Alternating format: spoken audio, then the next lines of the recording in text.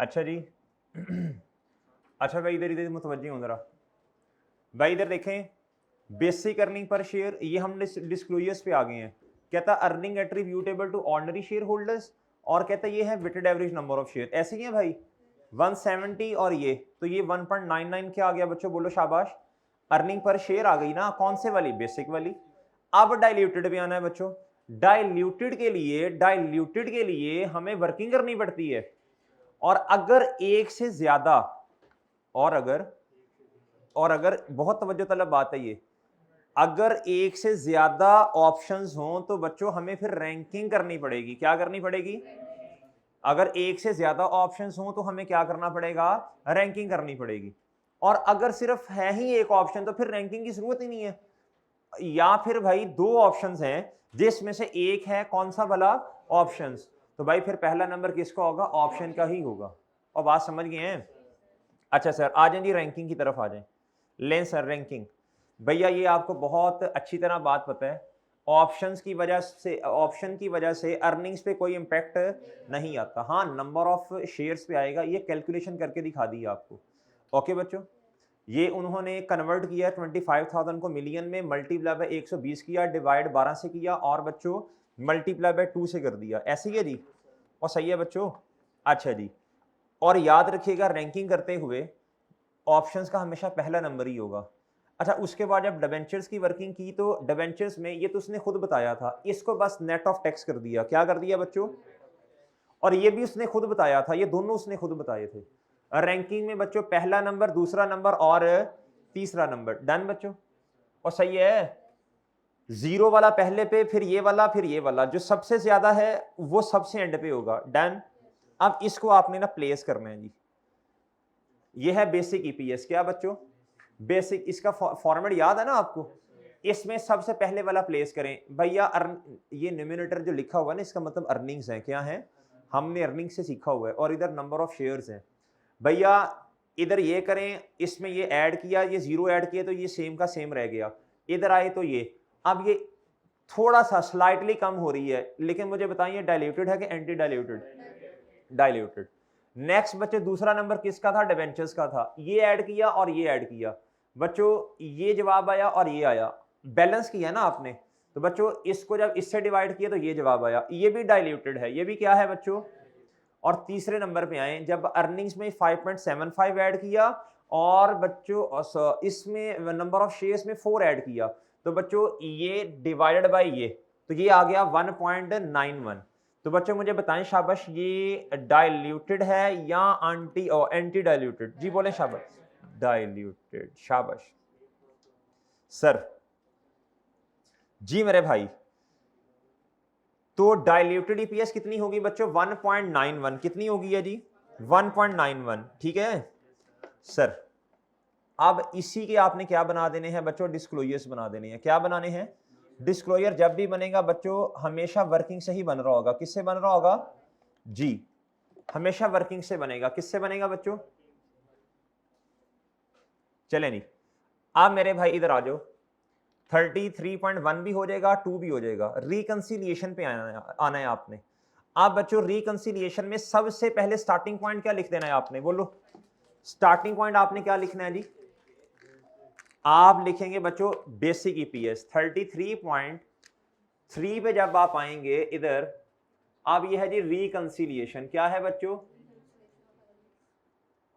Of earnings आगे खुद लिख लीजिएगा। चले ये अर्निंग्स की हैं, किसकी हैं बच्चों?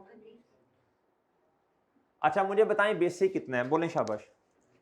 बेसिक बताएं। बेसिक आपने वर्किंग जिधर की होगी ना उस वाले डेटा को देखना है बस। ओके बच्चों, बेसिक बताना कितनी है जरा? है 170। बच्चों डाइल्यूटेड कितनी है? 180। डिफरेंस है बच्चों इनमें? बताएं किस किस वजह से है? बोलें बच्चों। ऑप्शंस की वजह से नहीं है, डिवेंचर्स की वजह से है। कितना?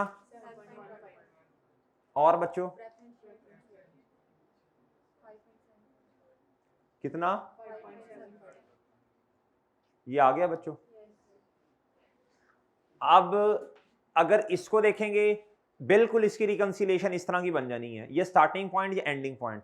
इनमें जो डिफरेंस होगा वो आपने बिल्कुल इस तरह आके लिख देना है।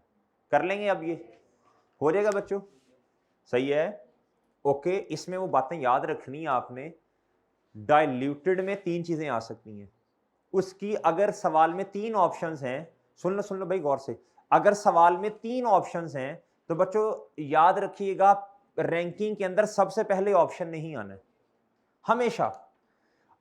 अगर 2 ऑप्शन हैं सवाल के अंदर जिसमें से एक क्या है बच्चों, बोलो ऑप्शन, तो आपको रैंकिंग करने की जरूरत ही नहीं है। पहले नंबर पे ऑप्शन नहीं आना है, दूसरा कोई और होगा। डन। तो ये बातें सारी याद है ना आप लोगों को? अच्छा जी, अब मेरे भाई, मेरे मासूम दोस्तों, अब आप इधर आए, अब सेक्शन बी पे आ जाएं। किस पे आ जाएं बच्चों? Section B. सेक्शन बी पे आना है। अच्छा, पेपर में थोड़ा पॉज भी लेते होते हैं, 1-2 मिनट की ना प्लानिंग, इसे कहते हैं रीप्लान करना। क्या करना बच्चों? अब आपने थोड़ा सा ना सोचना है, वो तो आपने कर लिया ना, सेक्शन ए आपने कर लिया, अब आपने रीप्लान करते हुए इधर उधर नहीं देखना, दोस्त मेरे कर रहे हैं नहीं कर रहे, उनको आता है पेपर नहीं आता, अपना सोचना है आपने। क्या बच्चों? सेल्फिश हो जाना है आपने। क्या हो जाना है जी? सेल्फिश हो जाए सेल्फिश, सेल्फिश ही होना है जिंदगी में आपने। मतलब पेपर के पॉइंट ऑफ व्यू से वैसे नहीं होना, वैसे तो वेरी काइंड हार्ट होना चाहिए आपको जी। अच्छा इधर, अच्छा इधर आए आप बच्चों। आपके पास 3 क्वेश्चन है, नहीं मैं मजाक नहीं कर रहा, मैं सही कह रहा हूँ आपको जी। एक है जी क्वेश्चन नंबर 7, एक है क्वेश्चन नंबर 8 और तीसरा है बच्चों क्वेश्चन नंबर 9। अब ये 50 नंबर के सवालात हैं। कितने के हैं बच्चों? अब देखो इधर आपने खुद को 1-2 मिनट का ब्रेक लगानी है, आपने पॉज लेना है और आपने डिसाइड करना है कि अब मैंने पहले कौन सा करना, बाद में कौन सा करना। कोई मसला नहीं है, 2-3 मिनट प्लान कर लेंगे ना, कोई इतना मसला नहीं है। सर, चेंजेस इन इक्विटी में आके ट्रांजैक्शंस देखें, ट्रांजैक्शन देखें कितनी है। अच्छा जी, शेयर होल्डर की इक्विटी दी है, ओके। प्रॉफिट बिफोर टैक्स है, डेप्रिसिएशन ठीक है, इंक्रीमेंटल ठीक है। मैनेजमेंट डिस्कवर्ड, इन्वेंट्री डिस्कवर्ड का लफ्ज पढ़ के पता चल गया बेड़ा गर्क होने लगा। ये पास, ये प्रायर ईयर एरर होना है भाई। सब्सिक्वेंट टू द ड्राफ्ट, ये इसमें भी मसला लग रहा है मुझे कोई ना कोई भैया। इररिडीमेबल प्रेफरेंस, अच्छा इसमें ना काम है, इसमें 5-7 ट्रांजैक्शन हैं, काम है, लेकिन इतना बड़ा मसला नहीं है, कोई बहुत बड़ा इशू नहीं है, मतलब किया जा सकता है ये वाला क्वेश्चन। पहले आगे आए बच्चों, आगे आए बच्चों, आगे इधर आए जी। ये उसने आपको दी है जी, कैश फ्लोज बनानी है आपने, क्या करनी है। और बच्चों ये है जी 16 नंबर का क्वेश्चन, कितने का? इसमें ट्रांजैक्शंस देख लें बच्चों। एक तो ये सेल वाली है जी, इसको वैसे इग्नोर करते हैं हम। इसके अलावा उसने ना ये डेप्रिसिएशन की बातें की हैं, 60% कॉस्ट ऑफ सेल में, 60% ऑपरेटिंग में, बाकी कॉस्ट ऑफ सेल में। ये प्रोविजन की बात कर रहे हैं। नहीं भाई, हम ना एक ही अकाउंट में सारा कुछ लिख देते हैं जी। हम नहीं, हम 70 नहीं करते, हम सारा कुछ एक ही दफा कर लेते हैं। आप उस तरह कर लेंगे ना जैसे आपने किया, वो भी ठीक है, लेकिन आपको फिर कैश सेल दोबारा जाके ऐड करनी पड़ेगी। ठीक है, आप 70% लिख लें इधर, आप इस लेजर के अंदर 70% लिख लें, लेकिन कैश तो आपको कैश सेल वाली से भी रिसीव होना है ना। आप डेटर का अकाउंट बनाएंगे, आप 70% लिखेंगे, ऐसे ही जो कैश आपको आया होगा वो भी 70% तक का आया होगा, साथ में ओपनिंग क्लोजिंग भी है। 30% की कैश सेल भी तो है ना इसमें, वो फिर 30% आपको दोबारा जाके ऐड करना पड़ेगा। उसमें किस में भला? बोले शाबाश, किस एक्टिविटी में? ऑपरेटिंग एक्टिविटी में। वैसे भी कर लें, वैसे भी ठीक है, हमने एक ही अकाउंट बनाना सीखा हुआ है इसका सारा कुछ। बस हम एज्यूम करते हैं जी सारी की सारी क्या है, क्रेडिट सेल है, सारा काम उसी में ही हो जाता है। सर इसका आपको पता है जी, डायरेक्ट मेथड के अंदर इसको इग्नोर नहीं किया जा सकता, बल्कि इसे ग्रॉस करना है। क्या करना है सर? उसके बाद मेरे भाई, अच्छा आपको ये पता होना चाहिए, डेटर का अकाउंट बनेगा, साथ प्रोविजन का बनेगा, और बैड एंड एक्सपेंस का भी बनेगा। सर उसके बाद ना ये बुक वैल्यू डिस्पोज, ये इन्वेस्टमेंट डिस्पोज की है बच्चों इन्होंने, सही है सर। उसके बाद बच्चों ट्रेड पेबल के अंदर शामिल है इंटरेस्ट पेबल, ये इधर नहीं आना चाहिए, इसका अलहदा अकाउंट बनता है। अलहदा अकाउंट बनाएंगे तो आप इंटरेस्ट पेड की फिगर निकाल सकेंगे ना, जो ऑपरेटिंग एक्टिविटीज में आती है। सर अदर रिसीवेबल कंसिस्ट है बच्चों इन्वेस्टमेंट इनकम रिसीवेबल पे, और बात समझ रहे हैं? अदर रिसीवेबल आ रही है बैलेंस शीट के अंदर, कहता वो क्या है, कहता इन्वेस्टमेंट इनकम रिसीवेबल। अब अदर इनकम का डेटा उसने आपको दिया, gain on disposal on sale of equipment, सही है बच्चों। इसको क्या करना है, इसको क्या करना है, ये बुक वैल्यू के लिए इस्तेमाल होगा, एक्टिविटीज में कहीं भी नहीं जाएगा। एक्टिविटीज में सिर्फ वो वाली इनकम जाएगी जिसका टी काउंट आपने बनाना है, और वो इन्वेस्टमेंट इनकम है। सही है बच्चों, इन्वेस्टमेंट रिसीवेबल है। उसके अलावा बच्चों fair value gain on investment property, ये इन्वेस्टमेंट प्रॉपर्टी वाले टी काउंट में चली जाएगी ना। और बच्चों ये तीसरा है इन्वेस्टमेंट इनकम 26,000 रुपए की, इसका ओपनिंग और क्लोजिंग भी होगा, उधर से आपको इन्वेस्टमेंट इनकम रिसीट की अमाउंट मिल जाएगी। सही है बच्चों, ओके जी। ये मेरा नहीं ख्याल इतना मुश्किल सवाल है। आपको अब क्या करना था बच्चों, कैश फ्लो वाला सवाल पहले कर लेते, आसान मार्क्स थे 16 नंबर, आसानी से आप इसमें से तकरीबन 13-14 मार्क्स ले सकते थे, कोई मुश्किल एडजस्टमेंट इसमें नहीं है जी भाई। और सही है, क्या करते आप लोग बच्चों, इधर आओ। डायरेक्ट के तकरीबन हमने सवाल अच्छी खासी प्रैक्टिस की हुई है डायरेक्ट की, इस दफा डायरेक्ट इंपॉर्टेंट भी है भाई। इधर आते हैं आप लोग।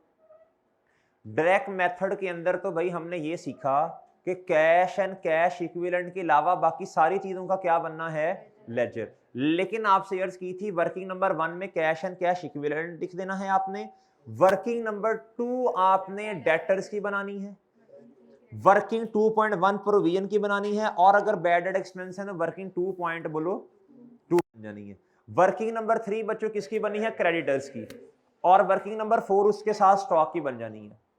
उसके अलावा बच्चों वर्किंग नंबर 4 बननी है बच्चों एक्सपेंसेस की, 5 प्रीपेड एक्सपेंस भी आ रहे होंगे और बच्चों एक्रीड भी आ रहे होंगे। सही है भाईजान, वो आपने उधर लिख देने हैं। सही है बच्चों, और बात समझ गए हैं। उसके अलावा बाकी जितनी चीजें हैं उन सारों का क्या बना देना है आपने। अच्छा ये ऐसा क्यों करना है, तो सर तरतीब से चलेंगे, जो चीज आती जाएगी वो पहले लिख देंगे, नहीं ऐसा नहीं करना। ये डायरेक्ट मेथड के अंदर ये 5 मेन चीजें हैं, क्या है बच्चों, इसको रट्टा लगा लें, क्या कर लें, इससे कैश आपने कैश वाली अमाउंट निकालनी होगी। और बच्चे बात समझ रहे हैं, तो ये आपने पहले लिख देनी है, बाकी सबका टी काउंट बन जाएगा। अच्छा जी, आओ बच्चों इधर पीपी का टी काउंट बना लेंगे, इन्वेस्टमेंट प्रॉपर्टी का बन जाएगा, इन्वेस्टमेंट्स का बन जाएगा, इन्वेंट्रीज का बन जाएगा, ट्रेड रिसीवेबल नेट पे है, कैलकुलेटर पकड़े शाबाश। 6% प्रोविजन है, इसको ग्रॉस करें, 240 डिवाइडेड बाय 0.94 कर दें जी, 240 डिवाइडेड बाय 94 मल्टीप्लाई बाय 100 कर दें, और दूसरा तरीका है 240 डिवाइडेड बाय 0.94 कर दें। इसको भी ये कर देंगे तो बच्चों क्या हो जाएगा, बोलो शाबाश, बोलो शाबाश, क्या हो जाएगा जी, ग्रॉस अमाउंट आ जाएगी। और बाकी जो आपने 240 और 255 का डिफरेंस है वो प्रोविजन फॉर डाउटफुल डेट के टी काउंट में जाकर लिख देना है। लिख देंगे मेरे भाई आप, और लिख दोगे साइंसदानों जी। सर इधर आ जाए, लें सर इधर आए, इधर आओ बच्चों इधर आओ। ये हमने क्या किया, 240 डिवाइडेड बाई ये आ गया, और इधर क्लोजिंग पे भी हमने यही वाला काम किया। अब इन दोनों का जो डिफरेंस है 255 का और 240 का, ये प्रोविजन है ना बच्चों, ये लिख देंगे इधर प्रोविजन के अकाउंट में। ये 383 और 360 का जो डिफरेंस है ये 23 रुपए इधर आके लिख देंगे आप लोग। वासिफ ओके भाई, और बात समझ रहे हैं, लिख दिया आप, ये वाली एडजस्टमेंट आपने कर ली सर। नेक्स्ट मेरे भाई, ये अदर रिसीवेबल का तो आप टी काउंट लहदा बनाएंगे ना, प्रीपेड एक्सपेंस बच्चों, ये आप वो एक्सपेंसेस में जाके लिख देंगे ना, prepaid expense. Government treasury bills बच्चों हमेशा कैश एंड कैश इक्विवेलेंट में जाएगा। हाँ ये भी हो सकता है कि उन्होंने ट्रेजरी बिल लिखा हो और साथ नीचे लिख दें कि जी ये हाईली क्या है जी, लिक्विड है, तो फिर भी आप उधर ही लेके जाएंगे ना कुछ बताया हो तो कैश एंड कैश इक्विवेलेंट में जाता है। कैश का आपको पता है पहले ही, इन दोनों का एक टी काउंट बनाना सीखा हुआ है हमने भैया। रिटेन अर्निंग्स, लोन बच्चों, प्रेफरेंस शेयर्स बच्चों, ट्रेड पेएबल में अदर इंफॉर्मेशन में आपको पता है बच्चों, वो स्टेप्स याद रखने हैं जो आपको बताए हैं, स्टेप्स आपको पता होने चाहिए। क्या क्वेश्चन नंबर, पहला स्टेप क्या होता है जी, फॉर्मेट बनाना, दूसरा स्टेप होता है स्किम करना, तीसरा स्टेप क्या है जी बच्चों, तीसरा स्टेप है जी लेजर चेपने, ऐसे ही था ना। और फिर क्या था बच्चों, अदर इंफॉर्मेशन को पढ़ना शुरू करें, एडजस्टमेंट करें टी काउंट्स के अंदर, और जो डायरेक्ट होने वाली हैं डायरेक्ट कर दें, फिर जाके आखिरी स्टेप में आपने बैलेंसेस कर देने हैं। ओके बच्चों, लें सर। उसके बाद मेरे भाई इधर आ जाएं जी, ये आ गया प्रेफरेंस शेयर्स, क्या आ गए बच्चों, और सॉरी बल्कि ट्रेड पेएबल में था, ट्रेड पेएबल में एडजस्टमेंट में जाके देखें इंटरेस्ट शामिल है, तो बच्चों इधर देखो ये 400 है ना, सारा क्वेश्चन 1000 में है, कहीं भी आगे कुछ नहीं लिखा हुआ 500 या फलाना, तो 1000 में सवाल करना ज्यादा मुनासिब है। ये 450 है बच्चों, इधर आए एडजस्टमेंट में जाके देखें इंटरेस्ट कितना छुपा हुआ है इसमें, बोले शाबाश, बोले शाबाश, किधर गया भाई, नजर ही नहीं आ रहा मुझे तो। हाँ ये रहा जी, कहता है जी 2000 जी मेरे भाई, कहता है 19,000 है किसका, बोलो शाबाश। और बच्चों पिछले साल का 15,000, तो वो माइनस कर देंगे ना आप लोग ट्रेड पेबल में से, और इसका अपना टी अकाउंट बन जाएगा। लें सर, ये वाला काम भी आपने कर लिया होगा। और मेरे भाई एडवांस फ्रॉम कस्टमर, यार डेक्टर्स बच्चों, डेक्टर से पैसे लेने हैं और ये भी कस्टमर हैं, इन दोनों का एक टी अकाउंट बनेगा। याद है आपको, एक दफा पहले भी, 2 दफा बल्कि ये एडजस्टमेंट इस तरह की हमने की हुई है, और याद है ना जी। ये लाइबिलिटी वाली साइड पे ओपनिंग क्लोजिंग लिख देंगे आप। Bank overdraft, cash and cash equivalent में नेगेटिव से लिखेंगे भैया। एक्रूड लाइबिलिटीज वो एक्सपेंस वाले टी अकाउंट में लिख देंगे जी। इनकम टैक्स पेएबल बच्चों, इसका अपना टी अकाउंट बनेगा। एग्री बच्चों, कोई मसला, कोई मसला, कोई मसला, कोई मसला। लें सर, अब बच्चों सबसे पहले डेटर के अकाउंट पे आए। कहता 70% of the sales are on credit. Ignore करें, सारी सेल जितनी भी किताबों में आ रही है 3.1 मिलियन, कितनी बच्चों? अच्छा यार ये ना 3.1 मिलियन था, ये 3.1, कोई मसला नहीं है। आपने आपने किस तरह किया जी? ये मिलियन था ना, इधर कॉमा भी लगा हुआ था, वो जीरो इधर प्रिंटिंग में पता नहीं क्या हुआ। अच्छा अच्छा बच्चों, नेक्स्ट जी। अब बच्चों ये लिख दिया आपने, ये लिख दिया आपने। अच्छा, अब ये कॉस्ट ऑफ सेल किधर लिखनी है? ये आपने लिखनी है बच्चों किधर भला? आपने जो स्टॉक का लेजर बनाया होगा उसमें कॉस्ट ऑफ सेल लिख देनी है। ओके बच्चों, क्रेडिट साइड पे, और लिख दी होगी साइंसदानों। ये तो बल्कि आपने साथ साथ लिखनी है, ये साथ साथ लिखनी है। इधर परचेजेज आएंगी और इधर क्या आ जाएगा बच्चों? डन डन डन डन बच्चों। उसके बाद ऑपरेटिंग एक्सपेंस आ रहे हैं जी 9,10,000 के, आपने 910 लिखना है बस। ये आपने एक्सपेंस वाले टी अकाउंट में लिख देना है। ओके बच्चों, ओके सर। लें सर, इधर आके, इधर आए, ये नजर आ रहा होगा जी आपको, लेकिन इसमें से नॉन कैश वाली एडजस्टमेंट्स भी आपने करनी है। ओके भाई, लें सर, इधर आए जी। अब आप सर, कहता जी प्लांट परचेज किया जी बाय पेइंग 3,20,000 एंड इशू किया जी 18,000 share at a price of कितना जी, बोलो शाबाश। इधर आए जी, कैश कितना चला गया बच्चों, बोलो शाबाश। कैश चला गया 320, और भैया शेयर कैपिटल एंड प्रीमियम, जितने शेयर इश्यू किए मल्टीप्लाई बाय डायरेक्ट 14 से करो, ये इतने से शेयर कैपिटल और प्रीमियम बढ़ जाएगा, और ये बच्चों प्लांट डेबिट हो जाएगा। ये प्लांट के अकाउंट में जाके पोस्ट कर दें, ये शेयर कैपिटल में जाके कर दें, और ये कैश 320 किधर जाके लिख दो बच्चों? इन्वेस्टिंग एक्टिविटीज में नेगेटिव से लिख देना है आपने। डन बच्चों, डन सर। अच्छा जी, कहता है 60% of depreciation is charged to. अच्छा, मैं ये कोशिश कर रहा हूं कि मैं आपको चीजें समझा दूं, अगर करवाने पे आया तो ये सारे सवालों में तकरीबन 6 घंटे लगने हैं, सारा एस्टिमेट किया हुआ मैंने, इतना टाइम नहीं है। सिर्फ ये डिस्कशन इसलिए है कि जब सोल्यूशन आपके सामने आए तो आपका टाइम ज़ाया ना हो। बच्चा क्या करता है, हमने भी मॉक दिए हैं भाई, हमें भी सारा पता है, जब मॉक का सोल्यूशन सामने आता है ना तो बच्चा एक चीज़ को ढूंढने में पौना घंटा लगाता है। वो दोस्त से पूछता है यार ये कहाँ से आया, वो कहता है यार पता नहीं, छोड़ यार ये अजीब सी चीज़ ही है। तो इसलिए डिस्कशन करवाई जा रही है कि आप डिस्कशन ले लें। वो कहता है यार ये सोल्यूशन गलत है। अच्छा, इसलिए डिस्कशन करवाई जा रही है कि आपको ना मॉक में जब आप बैठे ना, जब आप उसको देख रहे हो, सोल्यूशन को देख रहे हैं, तो आपको कोई तंगी ना हो, इसलिए ये 2 घंटे इन्वेस्ट किए जा रहे हैं ताकि आपका टाइम ज़ाया ना हो। आखिरी जो होता है ना, जो पेपर के नज़दीक दिन होते हैं, तो जो चीज़ आती होती है वो भी बंदे को लगता है भूल गई है। और समझ रहे हैं आप जी? कहता 60% of depreciation is charge to operating expense. मेरे भाई बताएं डेप्रिसिएशन कितनी है? 240 है, मल्टीप्लाई बाय 60% कर दें बच्चों, 144 होगा मेरे ख्याल से जी। ये आपने किधर ले जानी है बच्चों? ऑपरेटिंग में, और बाकी कॉस्ट ऑफ सेल में।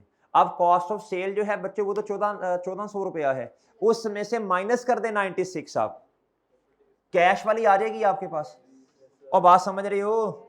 ये देखो साइंसदानों, ये देखो, ये देखो, ये देखो, ये है जी कॉस्ट ऑफ सेल। ये जितनी थी इधर लिख दी आपने। इसमें आपको मशवरा दिया था क्या भला, क्या भला, इसका लेजर जरा खुला डुल्ला करके बनाना है, इसका भी और एक्सपेंसेस का भी। -96 मैंने इधर से किया, और बच्चों इधर आओ, ये डेप्रिसिएशन नॉन कैश एक्सपेंस है, मैंने माइनस कर दी 144। डन बच्चों, आपने लहदा नहीं करनी, इधर करनी है तो भी ठीक है और सही है जी। आगे आ जाए बच्चों, कहता है UL has a policy of maintain provision of 6% during the year company wrote off कितना बच्चों 25, मैं 3 सिफर के बगैर कर रहा हूं, एज इरिकवरेबल, ये बैड डेट एक्सपेंस है। Bad debt expense debit debtor credit, debtor के अकाउंट में क्रेडिट कर दे 25 रुपए को, और बैड डेट एक्सपेंस का जो आपने अकाउंट बनाना है उसमें क्या कर दो, बोलो बोलो बोलो जी। इधर आ गया 25 बैड एंड डाउटफुल डेट में, और मेरे भाई डेटर के अकाउंट में बताओ कितना जाना है। और ये याद है ना, ये लायबिलिटी मैंने कहा था इसमें एडवांस लिख देना है आपने। लें सर, ये वाली एडजस्टमेंट भी हो गई।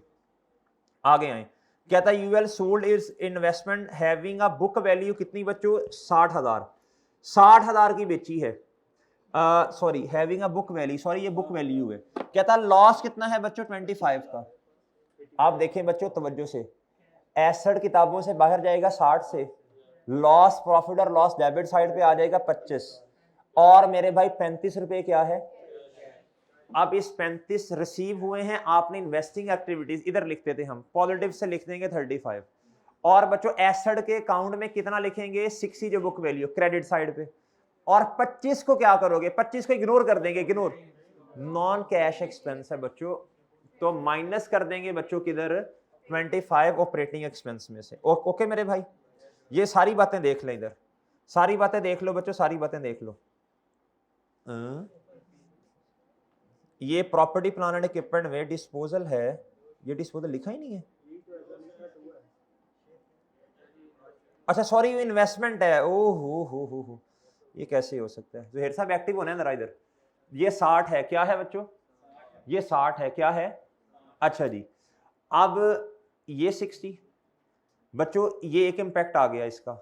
अब दूसरा इंपैक्ट इन्वेस्टिंग एक्टिविटीज में डायरेक्ट जाके लिखा होगा, इधर आए इन्वेस्टिंग एक्टिविटीज में डायरेक्ट जाके लिखा होगा ये 35, और बच्चों 25 कहां से माइनस हो जाएगा, बोलो शाबाश, ये वाला, डन। तीनों नजर आ गए बच्चों आपको। नेक्स्ट आ जाए जी, क्या था ट्रेड पेएबल के अंदर शामिल है, ये तो आपने पहले सही करके लिख दिया होगा ना, इसका अपना लेजर बनाया होगा। अदर रिसीवेबल, ये तो इंफॉर्मेशन दी है उसने दोनों। कहता अदर इनकम, कहता gain on disposal on sale of equipment, rupees कितना बच्चों, gain on disposal on sale of equipment, जी बच्चों। कहता अदर इनकम के अंदर ये गेन 16,000 रुपए का शामिल है, कितने का बच्चों, 16,000 का गेन शामिल है। सर जी अब हमें क्या पता डिस्पोजल कितने का है, प्रॉपर्टी प्लान एंड इक्विपमेंट को जब बैलेंस करेंगे वो डिस्पोजल बैलेंसिंग फिगर आएगा। ओके बच्चों, और सही है, सही है बच्चों। ये 252 शेयर कैपिटल वाला आया, 320 इधर आपने वो कर दिए ना, ये आपके पास डेप्रिसिएशन इधर आके आपने सारी लिख दी होगी, ये उसने दिया हुआ है, तो ये बैलेंसिंग आ जाएगा। 132 का एसेट है जिसकी बुक वैल्यू 132 है, उस पर गेन कितना आया 16 का। तो भाई जिस चीज की औकात 132 है वो महंगे दामों बिकी ना, तो पैसे लक्ष्मी ज्यादा ही होगी। तो सर आप उसमें इन्वेस्टिंग एक्टिविटीज में कितना लिखेंगे, बोलो शाबाश जी, 148 लिख देंगे, डन बच्चों। और सही है, नहीं सही हुआ ये वाला जी, क्या हुआ देखो ना भैया, ये डिस्पोजल पे गेन आया, क्या आया, ले मेरे भाई समझा देते हैं, इसीलिए तो आए आज। इधर आओ मेरे भाई, एसेट है जी, प्लांट है, क्या है, जो भी है बहरहाल, अच्छा जो भी है, ये क्रेडिट होगा, हमें अमाउंट का नहीं पता। सर गेन आया, गेन आया है तो डेबिट साइड पे आएगा क्रेडिट साइड पे आएगा, ले जी, ये बातें समझ आई हैं। अब यार दो चीजें तो मिस नहीं हो सकती ना, अब दो चीजें तो मिस नहीं हो सकती, एक चीज निकाल सकते हो आप, पीपी के अकाउंट में सारी चीजें लिख दी आपने, डेप्रिसिएशन 240 लिख दी होगी, ओपनिंग क्लोजिंग लिख दिया होगा, एडिशन 320 का कैश में की है, और बाकी जो है वो शेयर कैपिटल और प्रीमियम। बाकी जो बैलेंसिंग फिगर जब आप करने लगोगे तो मेरे भाई वो यही आएगा ना, डिस्पोजल आएगा इधर, ये बैलेंसिंग इधर से आ गया 132, ये एसेट की बुक वैल्यू है, ये एसेट की क्या है 132, तो बताओ कैश कितना आया होगा। ओके, ये किधर चला जाएगा इन्वेस्टिंग एक्टिविटीज में। और बच्चों ये लॉस नहीं या गेन है, इसको हमने कुछ नहीं करना, ये बस सहारा देने के लिए है, ठीक है बच्चों जी। और इधर आ जाओ 132, ये बुक वैल्यू एसेट में क्या, बल्कि ये तो निकाला ही हमने उधर से है। ओके भाई चांद, अब ठीक है जी। अच्छा मेरे भाई नेक्स्ट जी, कहता fair value gain on investment property, इसकी एंट्री बता दीजिए जी। फेयर वैल्यू गेन इनकम है बच्चों क्रेडिट, और इन्वेस्टमेंट प्रॉपर्टी वाला लेजर कितने से डेबिट, अरहम इधर देख बेटा, इधर देख, अच्छा जी, इन्वेस्टमेंट इनकम बच्चों कितने की है? 26 की। ये इन्वेस्टमेंट इनकम के लेजर में चला जाएगा। एक बहुत मसला बच्चों को आता है, ये समझ नहीं आती कि सर एक्सपेंस किस साइड पे लिखना है और कैश किस साइड पे लिखना है। आ जाए बच्चों इधर एक्सपेंस के अकाउंट में, जरा एक्सपेंस के अकाउंट में आ जाए बच्चों। इधर देखें, बहुत तवज्जो तलब बात है। एक्सपेंस के केस में पेमेंट होती है या रसीद होती है? पेमेंट होती है, तो कैश अपने अकाउंट में क्रेडिट, किसी दूसरे अकाउंट में बच्चों, या कोई दूसरा अकाउंट क्या हो जाएगा इसके, इनका ना इट कुत्ते वाला, डॉग्स एंड ब्रिक्स वाला वेयर है इनका। जिस साइड पे कैश आ रहा है ना, उल्टी साइड पे क्या होगा बच्चों? एक्सपेंस होगा। ये बात समझ आती है? इनकम के केस में आ जाए। इनकम के केस में बच्चों क्या होती है? रसीद होती है। कैश अपने अकाउंट में डेबिट, और कोई दूसरा अकाउंट क्या हो जाएगा? बोलो शाबाश जी, क्या हो जाएगा? क्या हो जाएगा? क्या हो जाएगा? Other receivable. मेरे भाई इधर आना है, ये डिस्पोजल तो नहीं है मेरा ख्याल, इधर कैश आना चाहिए। जुहेर साहब एक्टिव हैं? जुहेर एक्टिव हो जा भाई, अभी तो और बड़े काम करने हैं चांद, अभी तो FAR1 की किताब बनानी है, ITA की बना। जी जी मेरे भाई, आ जाए शाबाश। जुहेर साहब अभी तो हमने रिकॉर्डिंग करनी है रात 9-10 बजे तक। जी अच्छा बच्चों, इधर कैश आना है, क्या होना है जी? ये समझ आ गई बच्चों? ये समझ आ गई? ये सही कर लेगा सुहेब भाई। अच्छा बच्चों इधर देखो, कैश अपने अकाउंट में क्या होगा बच्चों? रिसीट के केस में डेबिट। कोई दूसरा अकाउंट क्या होगा? इसके बिल्कुल ऑपोजिट साइड पे इनकम आया करेगी। डन बच्चों। अब जब ये सारा काम कर लेंगे अदर इंफॉर्मेशन वाला, अब अपने अकाउंट्स को क्या करना है? बैलेंस करना है। वो इंशाल्लाह आप कर लेंगे, कोई बड़ा मसले वाली बात नहीं है। हो जाएगा बच्चों? भाई हो जाएगा, देख लें। चलें, कैश फ्लो वाला सवाल क्या हो गया बच्चों? डन। अब आपने आना है बच्चों इधर, अब दोनों में से जोन सा मर्जी पहले कर लें। पहले आ जाए बच्चों इस वाले सवाल पे, क्वेश्चन नंबर 7 पे। क्या the following information pertains to a listed company? नाम है जी मुजम्मिल लिमिटेड। नीचे आए, कहता जी statement of changes in equity बनानी है, इंक्लूडिंग कंपैरेटिव। इंक्लूडिंग कंपैरेटिव कहता for the year ended 31 December 2013। भैया अब बहुत तवज्जो से बात सुननी है। खुबैब इधर देख, जरा हंसता हूं मैं भी, इधर देख शाबाश, इधर देखना, इधर देख। ये है 31 दिसंबर 2013। ये स्टार्ट हुआ होगा भैया 1 जनवरी 2013। कंपैरेटिव का मतलब है बच्चों 1 जनवरी 2000। इधर से आपका क्वेश्चन स्टार्ट होगा। लेकिन मजे की बात ये है, इस क्वेश्चन के अंदर बैलेंसेस जो दिए हैं वो इस तारीख पे दिए हैं। क्या करेंगे बच्चों? जी रिवर्स वर्किंग करनी पड़ेगी। जी कहता है जी shareholders equity as at 1 January 2013। एक दफ़ा ये टेस्ट में सवाल दिया था ये वाला, तो हमारे टीए थे, उन्होंने क्या किया, उन्होंने इसकी तारीख ही चेंज करवा दी। उन्होंने कहा इसको 12 कर लो, सर से गलती हुई है। जी हैं जी जी हाँ जी। अच्छा जी इधर इधर भैया इधर देखो, इधर प्रॉफिट आफ्टर टैक्स। जी प्रॉफिट आफ्टर, अच्छा ये क्वेश्चन ना अच्छा है, ये वाला क्वेश्चन अच्छा है इसमें ना। अच्छा ये एक छोटा सा ट्रिक था, बाकी तो आसान ही है। अच्छा बच्चों ये 116 है, किस तारीख पे? ये क्लोजिंग है, कंपैरेटिव का क्लोजिंग है भैया। और ये अर्निंग्स है 58 की, कितने की बच्चों? अच्छा ये क्लोजिंग है बच्चों, क्लोजिंग है। क्या है इधर देखो, हमारा साल जो शुरू होना है वो इधर से होना है ना।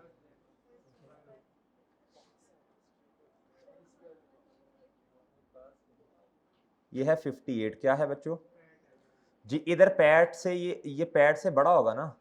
अगर कोई डिविडेंड आता है तो इस साइड पे आ जाएगा भाई, और तो कुछ नहीं आना इसमें, तो ये आ नहीं सकता बच्चों। इसमें पैड कितना था बच्चों बताओ शाबाश? 38 का। क्या भैया? 38 का पैड है जी। डन। और अगर कोई डिविडेंड हुआ रिटेन अर्निंग्स में, देखो डिविडेंड जो भी है वो रिटेन अर्निंग में से जाना है। तो 2012 का काम कर रहे हैं, 2011 का फाइनल डिविडेंड इधर आएगा। और आपसे एक और डिस्कशन भी की हुई है बच्चों, दो तरह की चीजें आती हैं इक्विटी में इस फॉर्मेट में। एक है बच्चों जिसका ताल्लुक शेयर्स के साथ है, डिविडेंड के साथ है। दूसरा बच्चों जिसका ताल्लुक है OCI से, पैड से। और बात समझे हैं? और बात समझ गए हैं?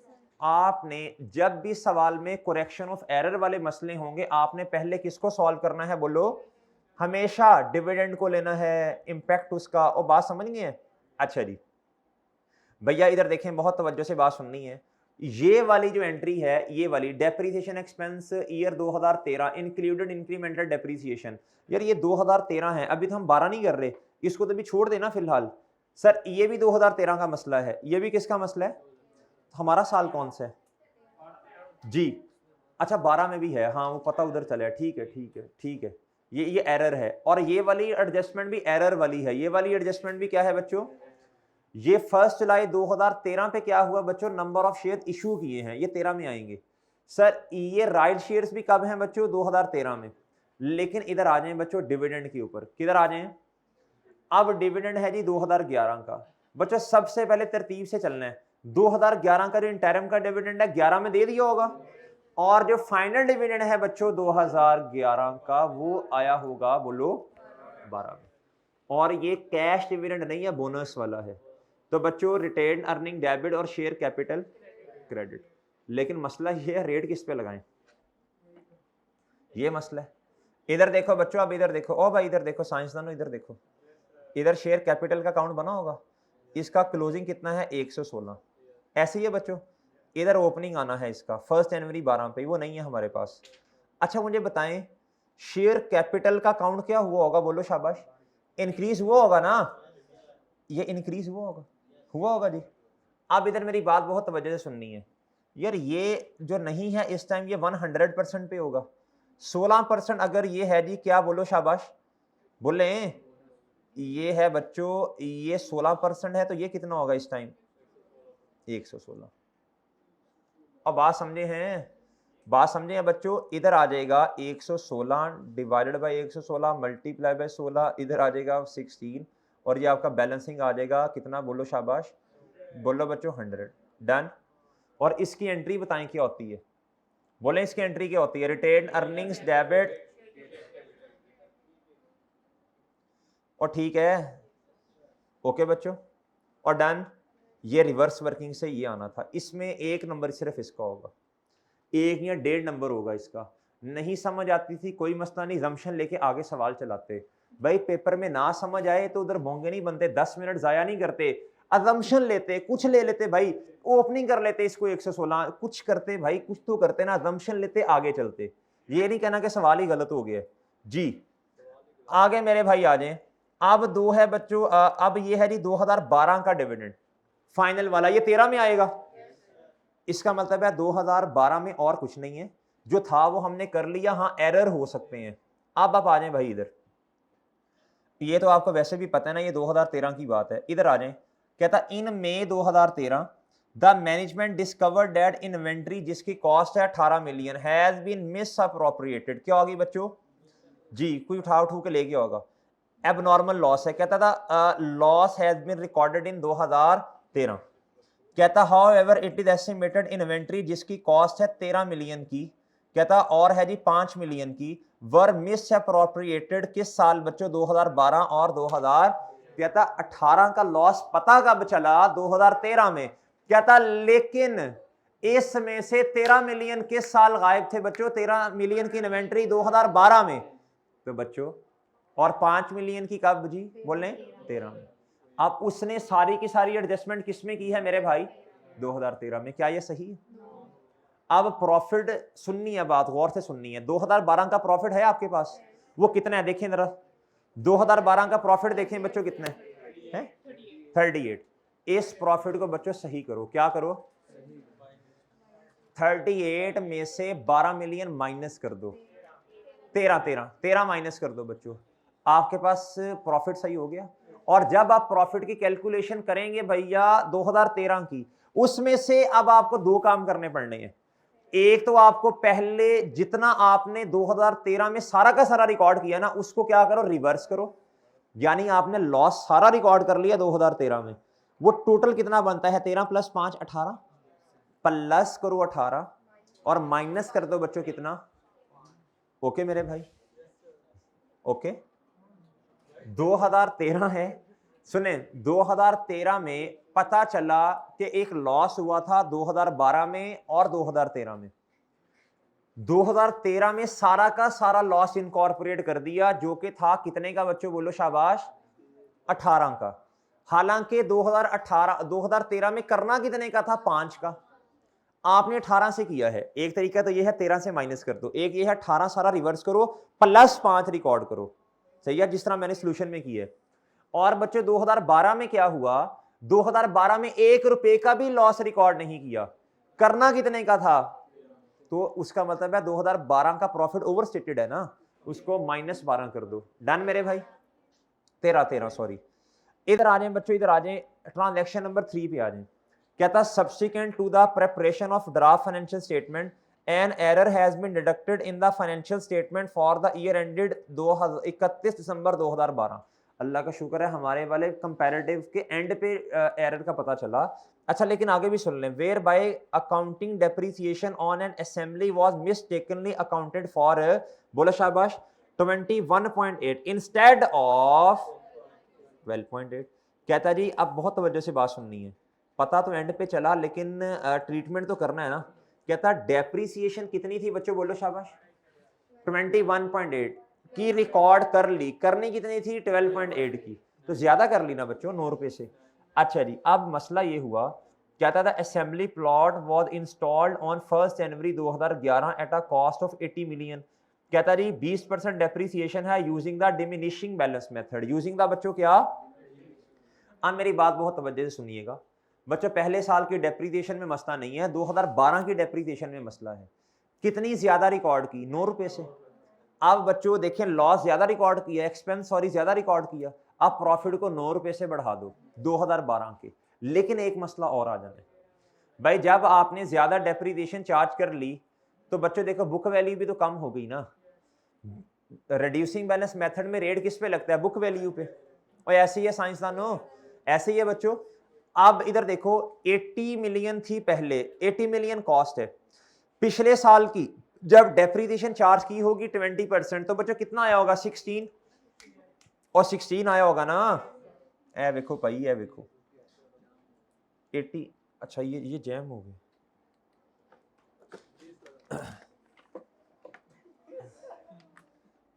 जी भाई, इधर आओ, इधर इधर देखो, ओ इधर देखो, छोड़ो उसको, गादी को छोड़ो, इधर है जी 80 मिलियन, क्या है बच्चों, ये कॉस्ट है। पहले साल की जब डेप्रिसिएशन चार्ज की होगी वो बताओ कितनी है, बोले बच्चों 16, ये कैसे आई 80, बच्चों बताओ बुक वैल्यू कितनी आई, ऐसे ही है ना। अगले साल डेप्रिसिएशन आनी कितनी चाहिए थी 12.8, कर कितनी दी, आनी चाहिए थी बच्चों, सॉरी आनी चाहिए थी कितनी, बोलो, देखो बुक वैल्यू भी तो हिल गई ना बच्चों, इधर कितनी आती है, और इधर अगले साल जब एक तो बच्चों इधर 9 रुपए का मसला है, इधर डेप्रिसिएशन ज्यादा चार्ज की है आपने, अब 9 रुपए से प्रॉफिट कम होगा ना, उसको इंक्रीज कर दो, क्या कर दो बच्चों, अगले साल जब डेप्रिसिएशन चार्ज करोगे बच्चों, इन्होंने की होगी 42.2 पे, और होनी कितने पे चाहिए 51.4 पे, बताएं गलत वाली कितनी होगी, बोलो, 42.2 मल्टीप्लाई बाय 20%, इन्होंने ये की, होनी कितनी चाहिए 51.4 मल्टीप्लाई बाय 10 अच्छा समझ तो आ गई ना। अब इन दोनों का जो डिफरेंस है, होनी इतनी चाहिए, कर कितनी दी, इतनी, अब बच्चों कम की ना, अब बताओ कितने का डिफरेंस है, उतने से प्रॉफिट को क्या कर दोगे, बोले शाबाश कम कर दोगे, और बात समझे हैं, इधर प्रॉफिट कम होगा। डन, ये वाली बात समझ आती है जी जी। 31 दिसंबर 12 पे आइडेंटिफाई, हम इस टाइम खड़े किधर हैं, हम 12 पे जादू से तो नहीं जा सकेंगे, हम इस टाइम खड़े हैं 31 दिसंबर 2013 पे, ये बात समझे हैं, हम अब पीछे तो नहीं जा सकते ना, टाइम जोन तो अल्लाह के हाथ में है, उसके अलावा कोई दुनिया की चीज उस पीछे नहीं कर सकती, हम नहीं जा सकते बच्चों 2012 में। आज जो मर्जी लिख दे, उसके डाटा देने का मकसद ही ये है कि आज आप खड़े हैं, और आज खड़े होकर पिछली गलती को आपने क्या करना है, ये है IS 8, ठीक है बच्चों, समझ आ गई मेरी बात जी। अच्छा जी अब बच्चों आपने इधर आना है जी, इधर आए, इधर आए, अब ये प्रॉफिट आपने सही कर लिया, अब ये वाला जो ट्रीटमेंट है जी, कहता जी 31 दिसंबर 2013 पे इंक्लूडेड इंक्रीमेंटल डेप्रिसिएशन ऑफ 6.5, यार ये तो कर लोगे ना, retain earning debit, sorry surplus debit, retain earning credit. क्या था, ड्यूरिंग द ईयर सरप्लस आया 20 मिलियन का। तो बच्चों बताएं सरप्लस वाला कॉलम 20 मिलियन से बढ़ा देंगे आप लोग? अच्छा जी। उसके बाद बच्चों इररिडीमेबल प्रेफरेंस शेयर्स हैं, क्या है बच्चों? ऑन 1 जुलाई 2013 पे इररिडीमेबल प्रेफरेंस शेयर्स हैं। तो भैया कितने हैं, बोले 2 मिलियन। कहता जी पार वैल्यू 10 है लेकिन इशू कितने का किया? तो भैया 5 रुपए से 2 मिलियन मल्टीप्लाई बाय 10 रुपए, ये 20 मिलियन से आपका बढ़ जाएगा शेयर कैपिटल। और भैया प्रीमियम बढ़ेगा कितने से? 2 मिलियन मल्टीप्लाई बाय 5, 10 मिलियन से क्या बढ़ जाएगा? शेयर प्रीमियम बढ़ जाएगा। ऐसे ही है जी। और इस पे बच्चों डिविडेंड भी देना है, क्या करना है? डिविडेंड भी देना है। इस पे क्या करना है बच्चों? इस पे डिविडेंड भी होगा। डिविडेंड किस पे लगेगा? शेयर कैपिटल की अमाउंट पे। किस पे लगेगा जी? शेयर कैपिटल इसका कितना है इररिडीमेबल वाले का? बोलो शाबाश। 20 मिलियन है ना, मल्टीप्लाई बाय 9% कर दीजिएगा, डिविडेंड आ जाएगा। और ठीक है भाई, डिविडेंड आ जाएगा, सोल्यूशन देखेंगे समझ आ जाएगी। नेक्स्ट आ जाए बच्चों राइट शेयर्स। लेकिन राइट शेयर्स के बारे में ना उसने एक बात लिखी है भाई, अब इधर देखनी है बात जरा। 2013 का इंटरिम भी है और राइट शेयर्स भी हैं। कहता interim dividend was announced before the issue of. कहता पहले आपने इंटरिम डिविडेंड का इंपैक्ट लेना है। और बात समझ गए हैं? बल्कि सबसे पहले तो 2012 वाला ये आएगा, फाइनल आएगा, फिर उसके बाद इंटरिम आएगा, फिर क्या आएगा बच्चों? Okay done. ये क्वेश्चन देख लेंगे। इसमें इस पूरे सवाल में जो समझाने वाली बात थी ना, वो दो बातें थी। एक थी बच्चों इन्वेंट्री वाली, और दूसरी क्या थी जी? ये डेप्रिसिएशन वाली। सही है बच्चों? डेप्रिसिएशन वाली भी वैसे समझाई हुई है, 2-3 सवाल ऐसे किए हुए हैं। ये इन्वेंट्री वाला शायद आपके लिए नया पॉइंट हो, लेकिन अक्लमंद बंदा समझ जाता है यार इसमें इतना कोई मसला नहीं था। बाकी तो इंशाल्लाह आप कर लेंगे, कोई मसला नहीं है सवाल में। आ जाए आखिरी सवाल के ऊपर। भैया आखिरी सवाल पे आ जाए, एक्सट्रैक्ट्स वाले सवाल पे आना है जी आपने। यार ये 2 नंबर वाला तो फड़का देते ना आप जल्दी से। ये 2 नंबर वाला तो टेस्ट में भी कई दफा दिया हुआ है। In the context of manufacturing company discuss how would the reporting of gain. कहता on the property differ between in 2 models IS 16। भाई IS 16 में जो चांद गेन आता है ना, वो रिवैल्यूएशन सरप्लस वाला, ठीक है। और IS 40 में गेन डायरेक्ट आप प्रॉफिट और लॉस में लेके जाते हैं, सरप्लस वाले गेन को OCI के थ्रू रूट करते हैं आप। डन बच्चों? कहता would be incorporated into the entities financial statement. अच्छा कहता कैसे डिफरेंट है? सिंपल सी बात है जी, वो OCI से रूट होता है सरप्लस, और ये किससे होता है जी? और मेरे भाई इधर इधर जो गेन आता है बच्चों, उससे फेयर वैल्यू को हर साल आपने अपडेट करना होता है। अगर कोई बच्चों लॉस आ गया, बोले शाबाश, अगर तो गेन पड़ा है उसके साथ एडजस्टमेंट होती है। और बात समझ गए हैं? किसकी किसकी भला किसकी? सरप्लस के केस में। और बच्चों जो तो फेयर वैल्यू मॉडल है उसमें तो भैया गेन भी उधर ही जाना है और लॉस भी उधर ही जाना है। ये बात समझ रहे हैं? अच्छा ये आप खुद देख लेंगे, इसके 3-4 डिफरेंसेस। आप 2 नंबर का था ना, तो 3-4 आपने लिख देने थे, 2-3 लिख देने थे। आधे मेन काम जो है उस पर आ जाए। कहता following information pertains to non current assets of Awais limited. जी मेरे भाई, अब एक एक ट्रांजेक्शन को आपने पकड़ना है और एक एक को सॉल्व करना है। 4 ट्रांजेक्शन है। अक्लमंद बच्चा क्या करेगा? इस क्वेश्चन को पहले स्किम करेगा 3 से 4 मिनट लगा के। 17 मल्टीप्लाई बाय 1.8 करें, 17 मल्टीप्लाई बाय 1.8 कर लें,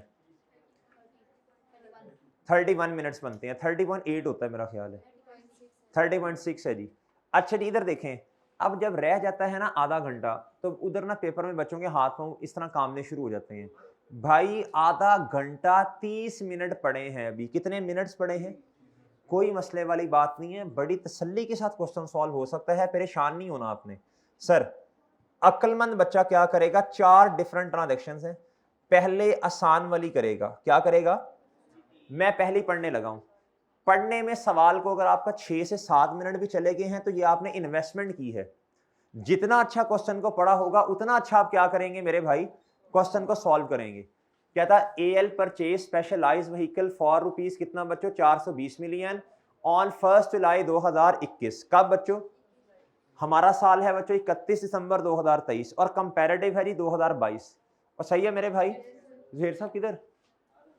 आजा आजा भाई, कुछ इसमें सवाल क्या था? Vehicle have an estimated useful life of बच्चों 10 साल और रेजिडुअल वैल्यू कितनी है बच्चों? 45 मिलियन। डन मेरे भाई? लाइफ भी पता चल गई और रेजिडुअल वैल्यू भी।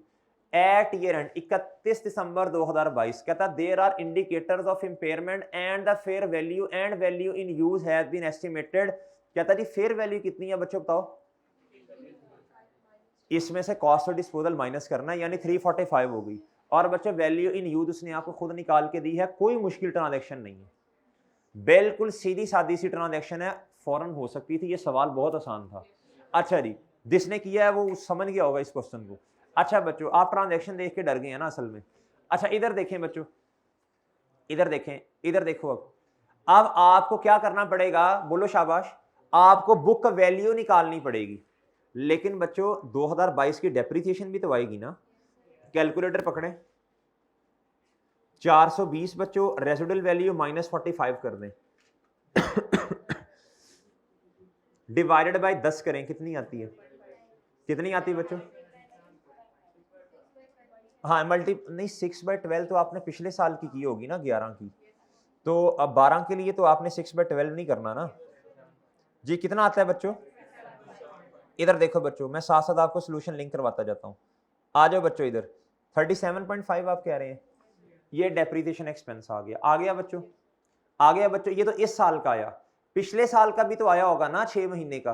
अब आप एक्यूमुलेटेड डेप्रिसिएशन डायरेक्ट फाइंड कर लो 1.5 से मल्टीप्लाई करके। कॉस्ट माइनस रेजिडुअल वैल्यू बच्चों, ए देखो ना साइंसदानों, ये देखो, ये देखो, ये कॉस्ट है 6/12 की आपने पिछले साल की आ गई, इस साल की 37.5। बुक वैल्यू आ गई 363.75। आप अपनी आसानी के लिए 364 कर सकते थे इसे। ओके बच्चों, ओके बच्चों। अच्छा इधर तक आ गए आप। अब आपने इस बुक वैल्यू का कंपैरिजन किसके साथ करना है, बोलो शाबाश, बोलो बोलो बोलो बोलो शाबाश, रिकवरेबल अमाउंट के साथ। बच्चों रिकवरेबल अमाउंट इन दोनों का हायर होगा। ये 345 है, 355 minus fair value less cost of disposal. बच्चों रिकवरेबल अमाउंट है 345। और भैया इधर आऊंगा मैं, इधर आओ, इधर मैं इधर आऊंगा वर्किंग के ऊपर, और मैं इधर लाइन छोड़ूंगा बच्चों, वो जो हमारा तरीका है। इधर आके मैं लाइन लगाऊंगा बच्चों, और इधर आ जाएगा इंपेयरमेंट लॉस। आ गया बच्चों, ये प्रॉफिट और लॉस में लिख देंगे 2022 में 18.75। और याद रखना बच्चों, जब आपने स्पेशलाइज व्हीकल को प्रॉपर्टी प्लान एंड इक्विपमेंट ना नॉन करंट एसेट में लिखना है, तो इस अमाउंट से नहीं लिखोगे जो रिकवरेबल है। 345 उधर भी आ जाएगा, आ जाएगा बच्चों, आ जाएगा। अब आओ 2023 पे, 2023 में तो मसला ही नहीं है। 345 क्या बच्चों, 345 divide minus sorry residual value, 1.5 साल गुजर गया बच्चों, रिमेनिंग लाइफ है 8.5। कितनी है बच्चों जी? ये आ गया जी आपके पास डेप्रिसिएशन एक्सपेंस। आ गया बच्चों, आ गया, आ गया बच्चों। ये आपने डेप्रिसिएशन एक्सपेंस इधर रिकॉर्ड कर देना है प्रॉफिट और लॉस में। अच्छा जी मेरे भाई, लेकिन मजे की बात ये है फर्दर कहता revalued amount at the end of 31 December 2023 has been determined by कितना 380 मिलियन। इधर आना है आपने, ये 3 एक लाइन छोड़नी है आपने बच्चों। इधर देखो ये बुक वैल्यू आ गई होगी ना आपके पास, इधर आए आप, और बच्चों ये एक लाइन छोड़ी होगी आपने, और ये आपने इधर आके बैलेंसिंग लिख दिया होगा। क्या लिख दिया होगा ज़हीर साहब, इधर ऐड कर दें, बैलेंस नहीं लिखा इधर। इधर आके आपने क्या लिख दिया होगा बच्चों, बैलेंसिंग लिख दिया बच्चों। ये एसेट इतने से बढ़ गया बच्चों। और किताबों में लॉस कितने का भैया देखें, इतना लॉस 16.54 का पहले भी पड़ा है ना, जो सलूक इसके साथ किया इधर भी करना था भैया। 16.54 ये कैंसिल हुआ और रिमेनिंग ये सरप्लस है। ओके बच्चों, आप इधर देखें, ये है रिवर्सल ऑफ एक्सपेंस, इसको इनकम में जाके लिख दें आप बेशक। और अगर एक्सपेंसेस को लहदा और इनकम को लहदा नहीं करना, फिर एक्सपेंसेस में नेगेटिव से लिख दीजिएगा। डन, दो तरीके हैं, बेहतर है इनकम में लिख दें। और ये 53.75 किधर आ जाएगा, ओसीआई में बच्चों, ओसीआई में। ओसीआई से रूट होके आगे जाना है, सरप्लस में तो आएगा ही आएगा इक्विटी के अंदर। ओ भाई ओसीआई में नहीं लिखना साइंसदानों। ओ यार देखो भाई, इधर देखो मेरे भाई, इधर देखो, ये ओसीआई में नहीं आएगा इस साल, आएगा कि नहीं आएगा? और यही चीज एज इट इज उठ के किधर आ जानी है, बोलो शाबाश, इक्विपमेंट, ये इक्विटी ये आ जाएगा, ये सॉरी। ओके आगे आ जाए बच्चों। नेक्स्ट मेरे भाई, नेक्स्ट अगली ट्रांजैक्शन पढ़ लें। कहता on 1 May 2022 new equipment was acquired by making payment of 51 million to the supplier. Old equipment also, ये आई कैप की फेवरेट एडजस्टमेंट है ये वाली, बार एक्सचेंज वाली, ये बार बार देता है, बार बार देता है, एक अटेम्प्ट छोड़ के बार बार देता है ये। कहता जी एक्सचेंज है, कहता ओल्ड इक्विपमेंट की कॉस्ट है जी 55 मिलियन ऑन 1 जुलाई 2019। कहता जी कॉस्ट इनकर्ड और इंस्टॉलिंग न्यू इक्विपमेंट कितनी है बच्चों, 12 मिलियन। ये ट्रांजैक्शन कॉस्ट है ना, ये इंस्टॉलेशन कॉस्ट है, ये कॉस्ट के अंदर ऐड होती है। ये न्यू एसेट की जो कॉस्ट बनेगी उसमें 12 मिलियन आप ऐड करेंगे। Depreciation is charge by 15% using reducing balance method. अब बच्चों एक्सचेंज के केस में ना 3 सिनेरियोज हैं कॉस्ट ऑफ न्यू इक्विपमेंट निकालने के। भैया अगर फेयर वैल्यू पुराने वाले की दी है वो प्लस माइनस कैश, अगर पुराने वाले की नहीं दी नए वाले की दी है तो फेयर वैल्यू नए वाले की प्लस माइनस कैश, और अगर दोनों की नहीं दी तो बुक वैल्यू, वो तो खैर पुराने वाले की होगी ना, और बच्चों प्लस माइनस क्या करना पड़ेगा, दोनों की बुक वैल्यू नहीं दी और फेयर वैल्यू नहीं दी, आपको पहले निकालनी पड़ेगी बच्चों क्या। लेकिन मजे की बात यह है, बताएं एक्सचेंज किस दिन हो रहा है, हमारे वाले साल में, लेकिन आपको क्या चाहिए, जब आपने डेप्रिसिएशन निकालनी है रिड्यूसिंग बैलेंस मेथड है, क्या है, आपको ओपनिंग बुक वैल्यू चाहिए बच्चों। ये आपने जब ऑन ओपनिंग एसेट लेस आपने क्या करना है, बोलो शाबाश, डिस्पोजल, उसमें से इधर करते होते थे, याद है आपको, इधर करते, अच्छी तरह याद है, इधर करते थे आप, ऑन ओपनिंग एसेट लेस, बोले शाबाश, डिस्पोजल। भैया आप बुक वैल्यू लिखेंगे एसेट की, उसमें से क्या कर देंगे, डिस्पोजल की बुक वैल्यू माइनस करेंगे। डन बच्चों, डन बच्चों, ये आप सोल्यूशन देख के कर लेंगे ना, ये वाली ट्रांजैक्शन, ये इतना बड़ा मसला नहीं है, ठीक है बच्चों, ये कर लेंगे यार, ये तो रेपिटेशन है ये वाली ट्रांजैक्शन। इसमें एक चीज का ख्याल करना है, जब नया एसेट आना है ना बच्चों, उसमें 12 मिलियन आपने ऐड करना है, ये वाला वो जो आपने इंस्टॉलेशन कॉस्ट पे की है, जी जी, ये 12 मिलियन ऐड होना है, ये वाला चांस न्यू इक्विपमेंट को इंस्टॉल जो किया ना, बाद में चांद कैसे होगा, बुक वैल्यू प्लस माइनस, जब आपने कॉस्ट निकालनी है नए वाले की तो उसके अंदर 12 मिलियन इंस्टॉलेशन का ऐड होना है ना, वो कह रहा हूं जी, book value plus minus cash paid, cash paid है तो ऐड ही होता है, प्लस 12 मिलियन आपने इसमें क्या कर देना है, इंस्टॉलेशन, ये कर लेंगे भाई। अच्छा जी, अगली ट्रांजेक्शन पे आए। हाँ एक चीज का ख्याल करना है जो आपको बताने लगा था बच्चों, इस वाले सवाल में ऑन एडिशन भी होगा और ऑन डिस्पोजल भी होगा। डिस्पोजल एक्सचेंज वाला सवाल है, एडिशन भी है बच्चों, नया एसेट आ रहा है और पुराना, ओके बच्चों, डन भाई, देख लेंगे ना आप ये। नेक्स्ट आ जाए भाई इधर, क्या था, on 31 October 2022 AL purchase the property and decided to keep. इस सवाल में जिस जो टाइम कंज्यूमिंग थी ना वो ट्रांजैक्शन नंबर 2 थी, बाकी नहीं थी कोई भी।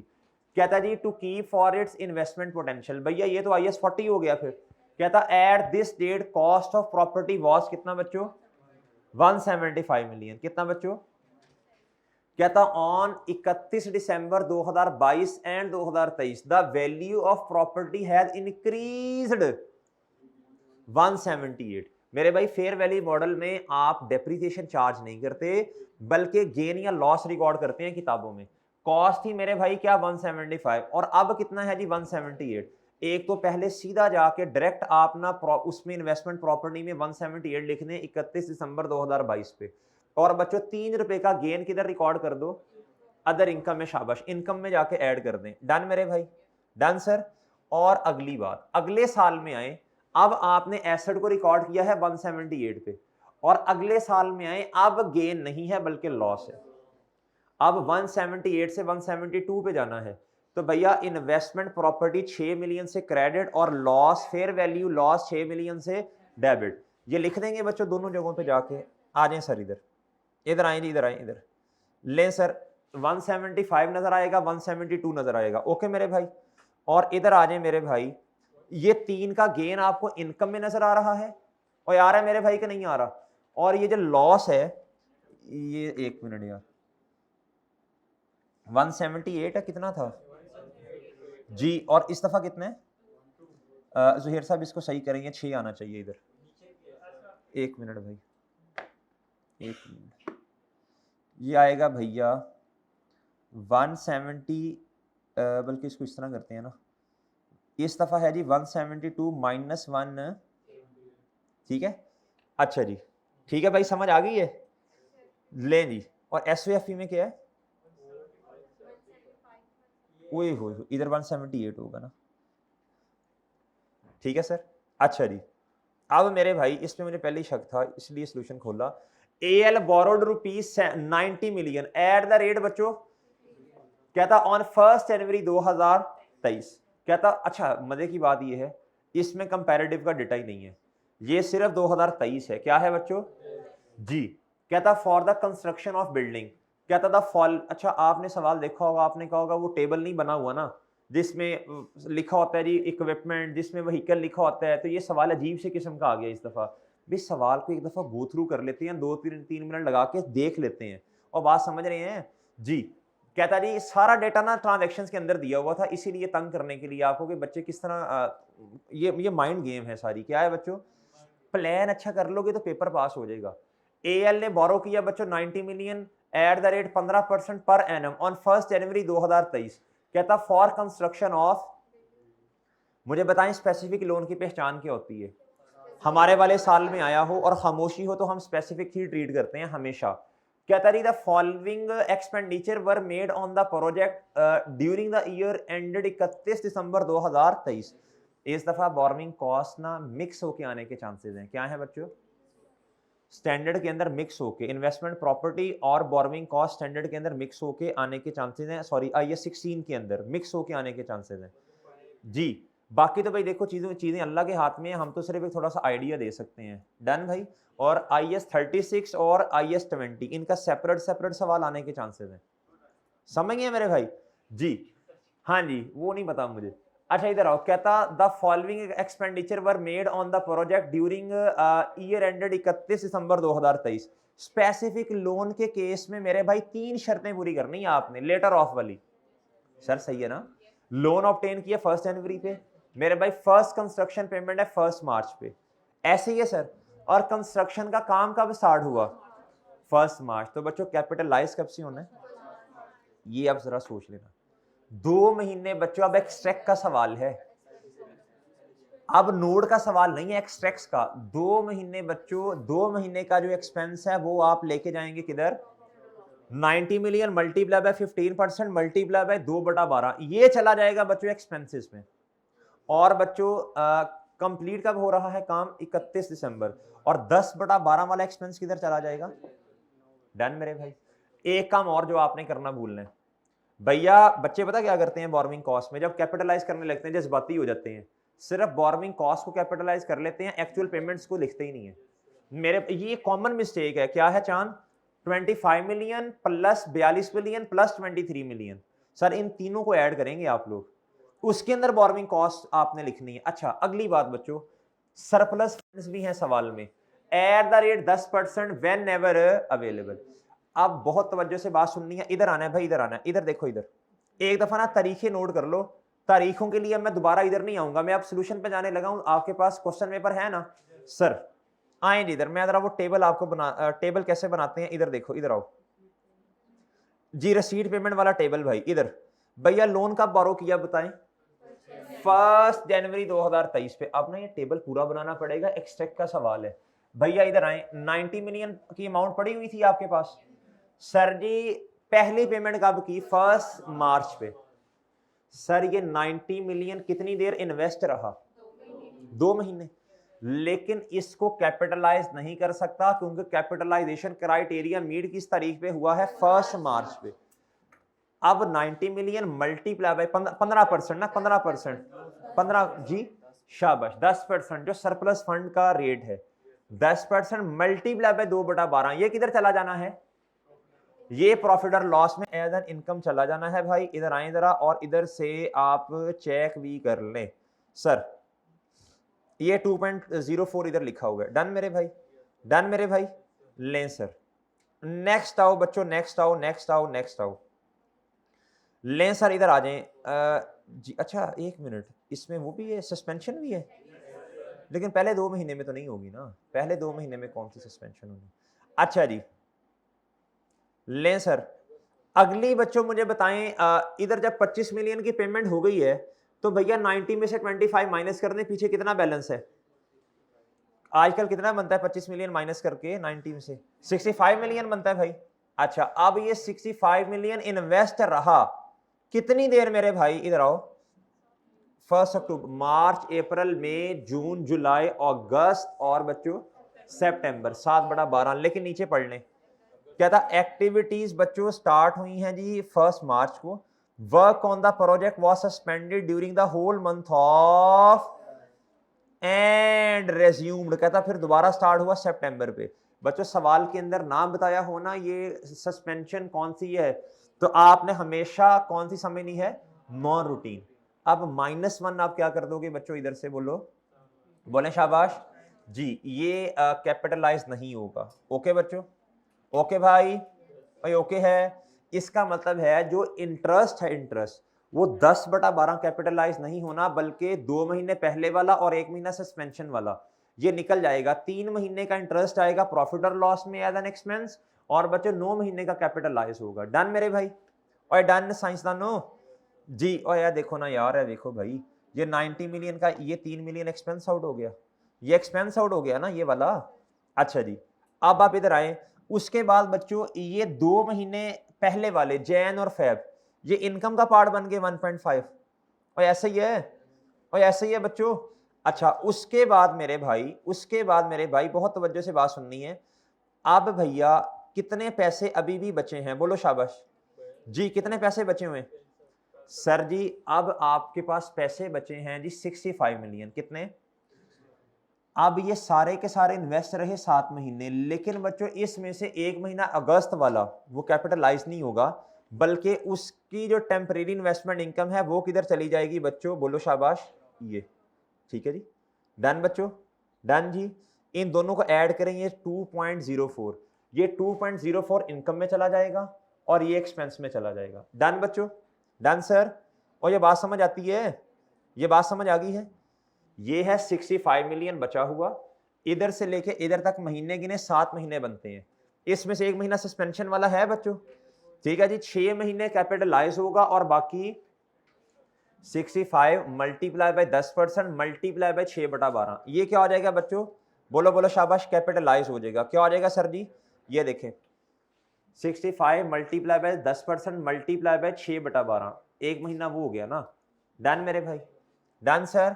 नेक्स्ट आ जाए मेरे भाई, अब मुझे बताओ 1 अक्टूबर से लेकर दिसंबर तक, अक्टूबर नवंबर सिर्फ 2 महीने मेरे भाई।